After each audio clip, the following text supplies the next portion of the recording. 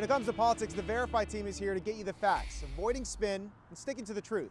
Right now, Congress is pretty split, with a 50-50 tie in the Senate. That's why Democratic leaders are talking about what's called budget reconciliation. So let's verify. What is it, and what could it mean for that $1.9 trillion stimulus bill? Here are our sources: the Center on Budget and Policy Priorities, the House Committee on the Budget, Casey Burgett from the George Washington University, and Bill Doster, who served as the Deputy Chief of Staff on Policy for former Senate Majority Leader Harry Reid. So here's what the process looks like. First, the House and the Senate come to an agreement and pass a bill known as a budget resolution. This is the blueprint for the whole federal budget and tells the committees how much they could spend and how much they can cut, but not what they should use that money for. They can only give the committee a top line number, an amount of spending up to which they can spend, or an amount of taxes up to which they can cut. Those committees then decide how to spend the money and what cuts to make before sending it back to the Budget Committee, which takes a big stapler and collects them all into one big bill and brings that bill to the floor. And the big advantage here for the controlling party is that they only need a simple majority, not the typical 60 votes they would need in the Senate to defeat a filibuster.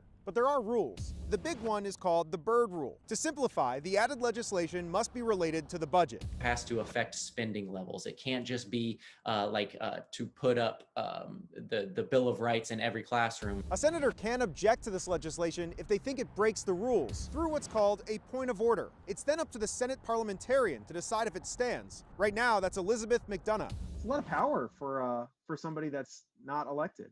And a lot of stress and a lot of work. So we can verify that yes, budget reconciliation can be used to pass certain legislation relating to spending and revenue with a simple majority. And this has been done 21 times since 1980, including in 2017 with the Trump tax cuts. Reporting here at the Capitol, this is Evan Kozloff with your Verify.